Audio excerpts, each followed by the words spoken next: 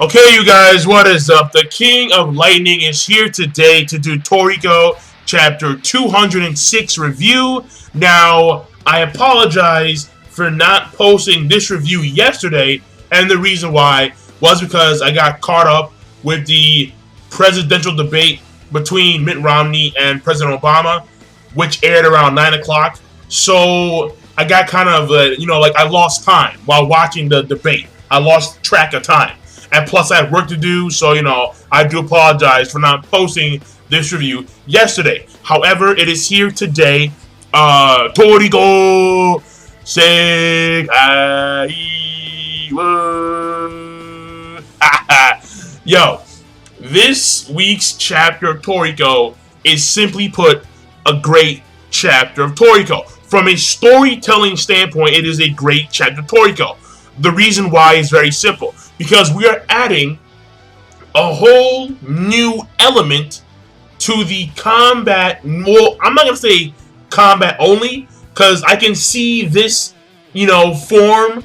I can see this element being added to other stuff like cooking, for example, and food luck and so on and so forth. But we are adding a whole new element to the spectra that is the Toriko universe. And that element is appetite energy.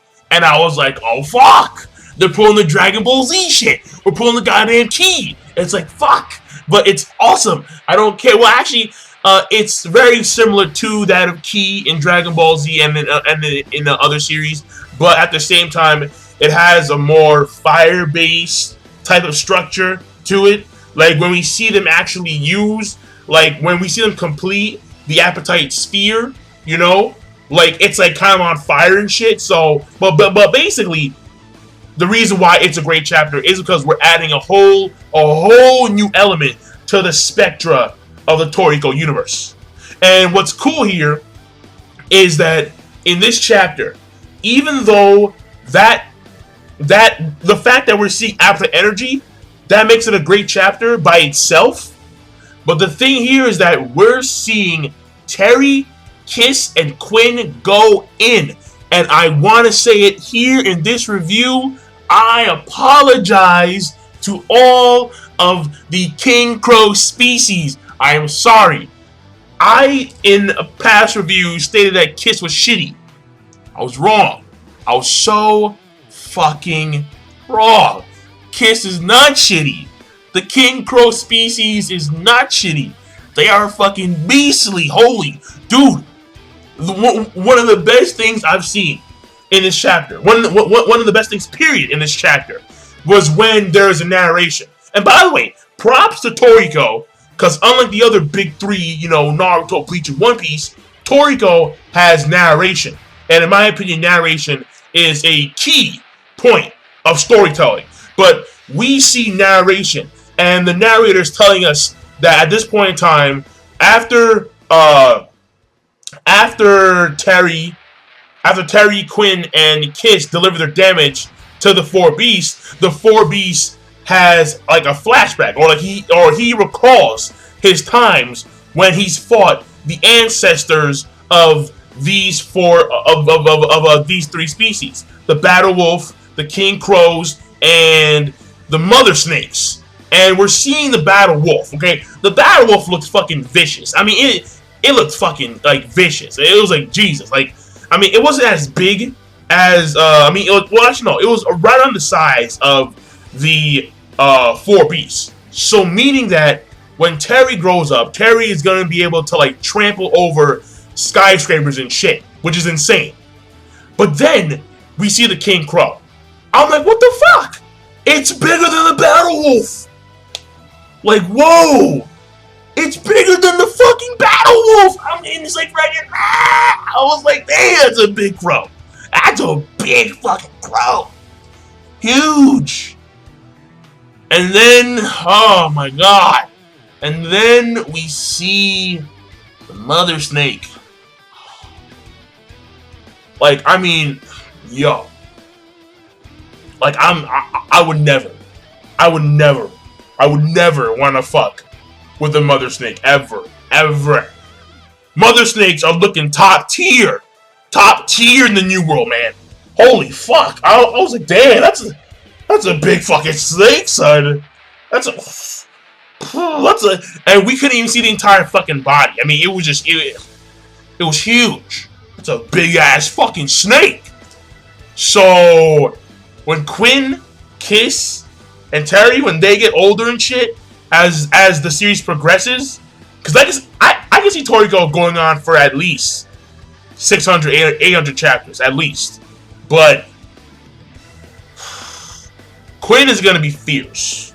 Quin is gonna be big and fierce. Kiss is gonna be nasty as fuck. And Terry's gonna be some rabid ass, disgusting battle wolf. Alright? I mean, like, yeah, like, shit's gonna get real. Shit's gonna get real very quick.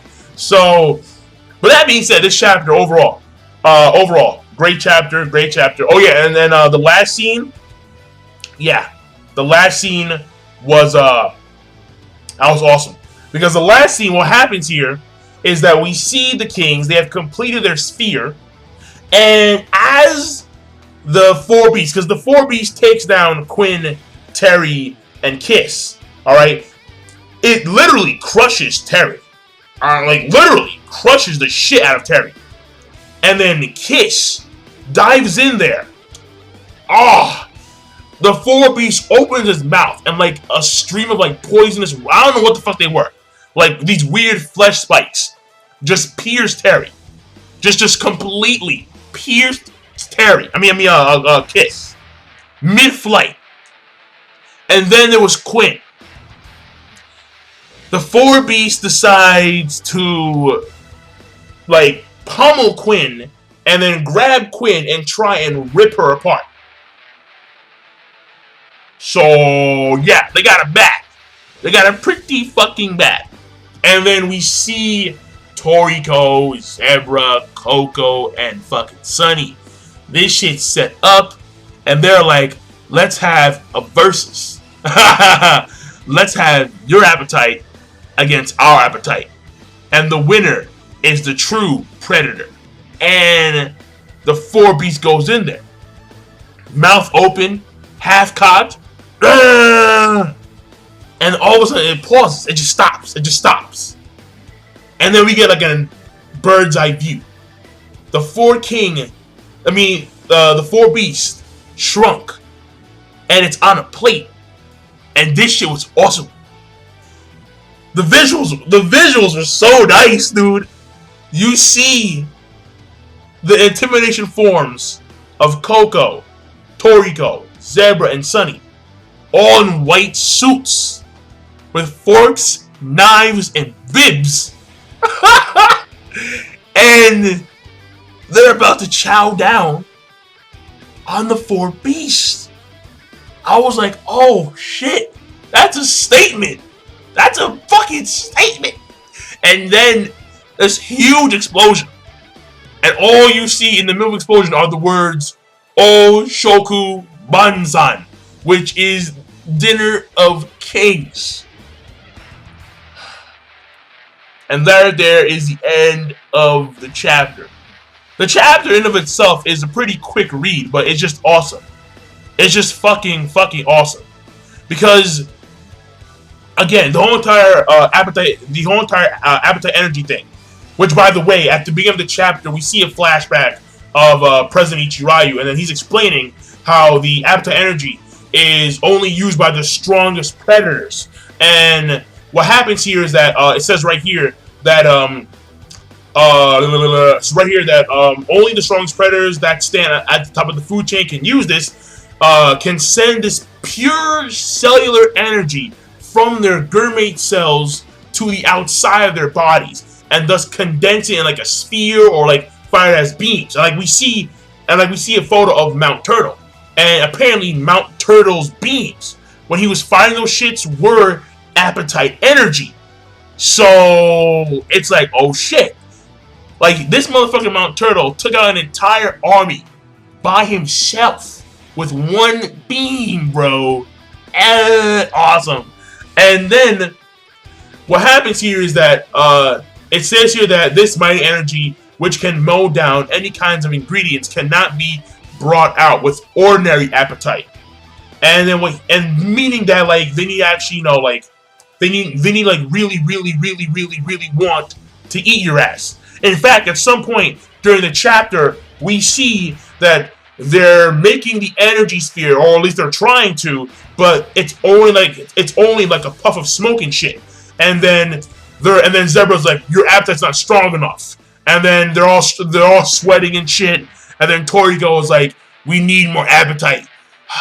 I must eat. And then all of a sudden it starts to drool. There's loads of drool. And then a small little energy sphere comes in like the middle of their hands and shit. So you really want to eat something.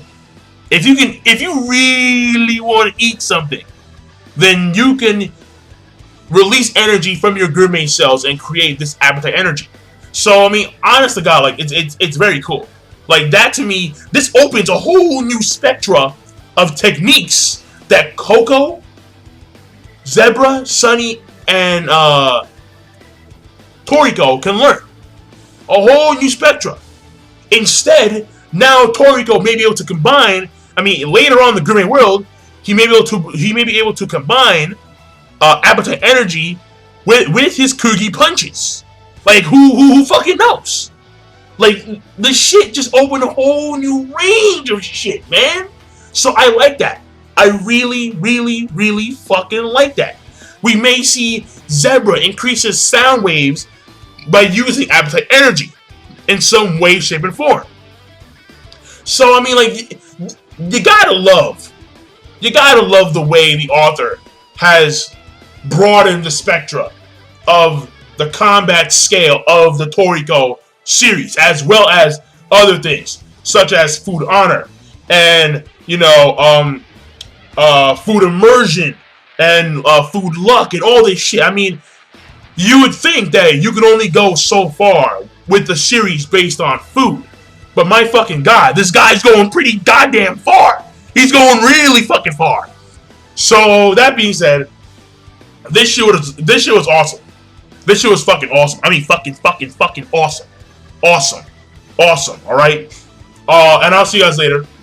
Be sure to rate, comment, and subscribe as always. And I'm signing out. Peace. Have a nice day.